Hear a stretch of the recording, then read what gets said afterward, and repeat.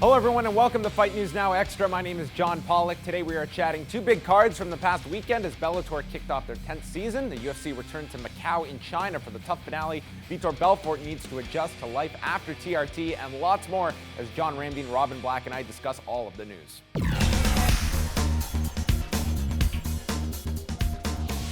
Dong-Yun Kim provided a spectacular knockout to cap off Saturday's TUF China finale in Macau. Kim connected with a spinning back elbow that would deposit John Hathaway to the mat for the knockout victory and records his fourth consecutive victory and also earns Kim $50,000 with a performance bonus.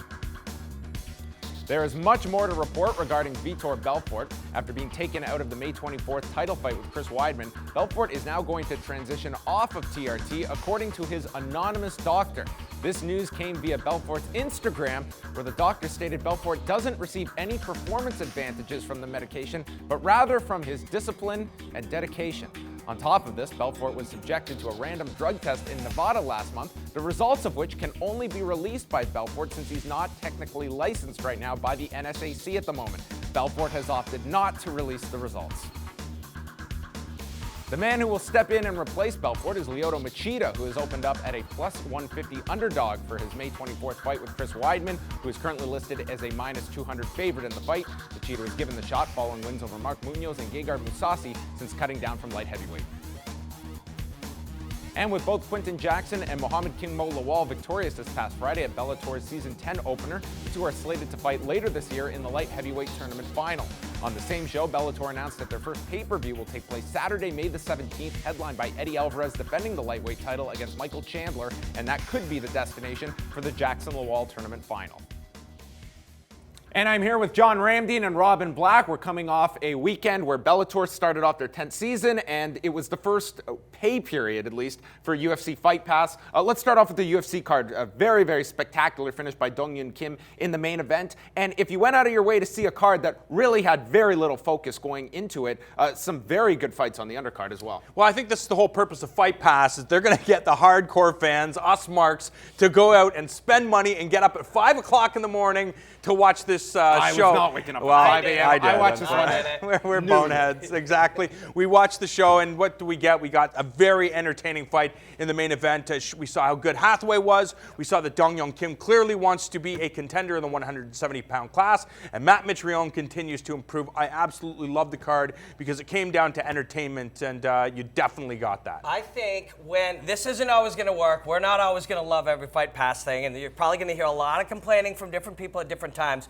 but when it works like this was perfect. The undercard was full of people from China that were there to sell tickets to a live event in China that was, pushed by the Ultimate Fighter China, and the main card ended up with 3 spectacular fights that the rest of us liked. That was it done well. It's not always going to be done that well, but this was really good. And I have to say, I always make my picks on Twitter. Usually, 9 out of 12 in that range. Me too. I have never done worse on a card in my life. I got 1 correct out of the 8 fights. I did horrendous on my picks. That's why you can't Saturday. pick this Yeah, stuff. we You don't just know never most know things, unless you have a crystal ball. I mean, anything can happen. It's, you look at Hathaway. This is a guy that been away from the sport for quite a long time.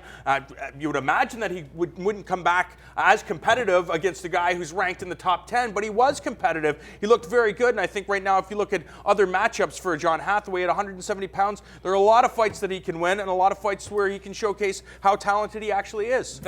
Speaking of picks, man, when you're looking at it, I was talking to Gabe Morency. He works here at Fight Network, does the show, but he also covers football, baseball, all these other things. He's a sports fanatic. He has no idea who the bottom 100 guys are. This is all we do all the time, and we still don't know the bottom guys on this card. Imagine if you're a casual fan.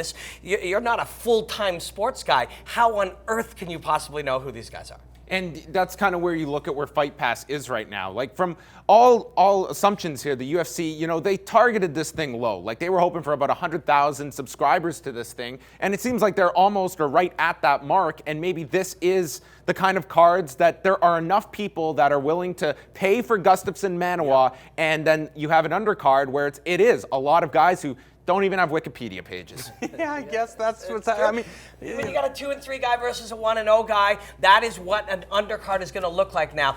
You know, we'll often talk about how amazing the top to bottom cards used to be when there were 6 cards a year, and they were. But those days will be done now. The main card hopefully will be great. The undercard's purpose will be to sell tickets. Should there be though? Should we really accept that from the Ultimate Fighting Championship? We saw Ryan Ford look absolutely phenomenal in the World Series of Fighting. You look at some of the top guys that are unsigned. When is Doo-Ho Choi gonna fight in the UFC? I would rather see guys like this fight in the UFC than some of the guys that had fun in the undercard. If your point is that there are really good guys out there, and these undercards don't have them, you are absolutely correct. Let's move on over to Friday night and the Bellator card. You know, we talked about it. The Bellator, if there was a fight to make that, you know, was years ago probably the optimal time to make it with Quinton Jackson and Mo Lawal.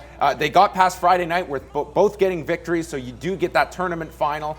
Do you put that fight on pay-per-view? They've announced May 17th they're going into the pay-per-view waters after getting a little gun-shy when Tito Ortiz pulled out of the Quinton fight last year. And do not go to pay-per-view Bellator. You're not going to make any money. Put it on television. You say that this is a fight that should have happened for years. Number one, the only people that are really tuning into this are the hardcore fans. So whether you made it 2 years ago or today, you're going to get the same type of audience. I don't think pay-per-view is the way to go. Put Eddie Alvarez and Michael Chandler on the card and just get some numbers on TV. Yeah, there's room for these big fights for them. I mean, Mo Lawal has not quite paid off as well as we thought he would. He's a really interesting character. We're kind of interested to see what he does, but his performances haven't yet captured our imagination. And I think that was evident on the card on Friday night. I mean, he is someone that he went through all of those surgeries on his knee, and he's someone that I think you certainly are seeing the wares of that. Bellator will enter into the pay-per-view waters. We will see how they do on May 17th. But right now, we've got more Fight News Now Extra, so stay tuned.